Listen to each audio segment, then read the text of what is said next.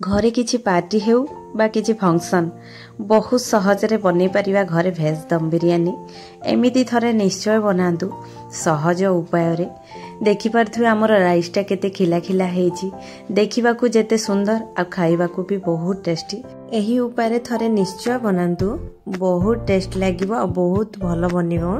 तो नमस्कार मु गीतांजलि मो चैनल रे आपण मानको अनेक अनेक स्वागत। तो आज रेसिपीटी होची भेज दम बिरयानी एही उपाय रे थरे निश्चय बनेगी खांतु आ समस्त को खुआंतु बहुत टेस्ट बनिबो। मु एठी नेछि इंडिया गेट बासमती राइस आपण आपणक पसंदर राइस किछि भी नहीं परिबे। तो मु एठी 600 ग्राम राइस नेछि एई सब को भलो से थोईकी आधा घंटा पय भिजेकी रखि नबा। गोटे पैन रे मु किछि तेल नै नेली एथिरे पियाज गुडा को ब्राउन हैला पर्यंत भाजी नबा। तो एमती स्लाइस करी काटिकी गोल्डन ब्राउन हैला पर्यंत भाजी नेबे एटा बिरयानी रे बहुत जरूरी। तो एमिति भाजी नेबे तो हेगला ए सब बाहर कर नबा। तो वेजिटेबल प्रिपरेशन कर नबा मु एठी नेछि फूलकोबी गाजर बीन्स मु किछि आलू नेछि फ्रोजन ग्रीन मटर नेछि आपण चाइलेडी छतु बा पनीर ऐड करि परिबे। एठी मु देई देली 2 चम्मच अदा रसुण रो पेस्ट आ गोटे चम्मच लूण एठी मु देई देली आ एठी पाउडर मसला नेछि हळदी गुंड लंका गुंड धनिया गुंड जीरा गुंड आ किछि गरम मसला एठी 1 कप पाखा पाखी मु नै नेली दही। तो एई सब को भलो से मिसै नबा आ एठी देई देली गोटे चामच पाखा पाखी बिरयानी मसला। तो मु एठी दे देली धनिया पत्र पुदीना पत्र आ फ्राई करिथिबा अनियन एई सब को देइकिरी 15 मिनिट खंडे एई सब को घड़े की रखि नबा। चलंतु एबे राइस रो प्रिपरेशन करनबा। मु एठी पानी फुटे देतिले एठी दे देली गोटा मसला आ अधिक टिके लूण दे देबे।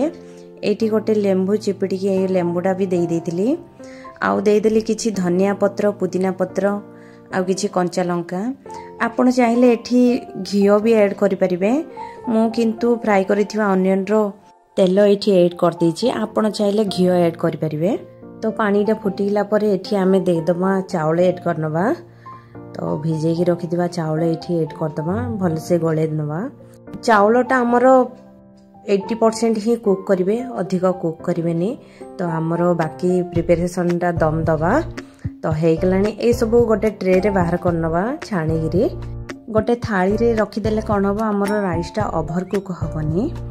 तो एमिति गोटे थाली रे नै नेबे एमिति खोला रे रखि नेबे जहा कि हमरो ओवर कुक होबनी। जो पैन रे मु बिरयानी बनेबी सेई पैन रे मु देई देली 2 चम्मच तेल आउ किछि देई देली गोटा मसला। तो हमें मैरिनेशन करिथिबा वेजिटेबल गुडा को मु इथरे ऐड करनेली। तो एई सब को भले से गोळे नबा एई सब को 10 मिनिट कुक करिबा लीड कवर करिकी 10 मिनिट कुक करनबा। तो एटा 20% कुक करनेबे। तो हेगलानी हमरो 20% कुक हेगलानी एई सब भले से गोळे नबा। तो गोळेला परे एइथरे हमें राइस रो लेयर बने नबा। मु एठी 2टी लेयर बनै छी आपण चाहिले गोटे भी बने परिबे। तो एठी दे दबा फ्राई करिथिबा अनियन किछि दे देली पुदीना पत्र किछि धनिया पत्र किछि बिरयानी मसला मु एमती दे नै छी। पुणी सेकंड लेयर बने नबा मु एठी दे देली राइस सेम दे देली मु फ्राई करिथिबा अनियन किछि आउ किछि पुदीना पत्र किछि धनिया पत्र सेम दे देली बिरयानी मसला किछि आउ एठी दे देली मो गार्निशिंग पई किछि काजू फ्राई करिथिबा काजू दे नै छी आउ मो एठी आपण घियो दे पारंती मु सेम ऑयल ही नै छी आउ एठी दे देली मु किछि फूड कलर एटा ऑप्शनल अछि आपण चाहिले स्किप भी करि परिबे मु देई छी वीडियो पई किंतु। तो एठी मु दे देली किछि रोज वाटर अल्प टिके केवड़ा वाटर देछि एई सब को देइकिरी लीड कवर करनबा। आपण चाहिले एठी ओटर गोटे डो भी देई परिबे। तो एटा गोटे तावा पर बसे दबा 30 मिनिट लो फ्लेम रे बसे नेबे।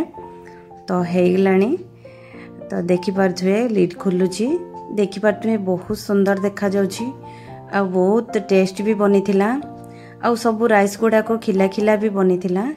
एमिति थरे निश्चय बनांतु बहुत सहज रे बनी जीवो खाइबा पई जेती टेस्ट आ बनेबा भी बहुत सहज। मो वीडियोटी जदि भल लागिथिबो गोटे लाइक आ गोटे सब्सक्राइब करि नेबे। तो रहिली नमस्कार। Thank you for watching.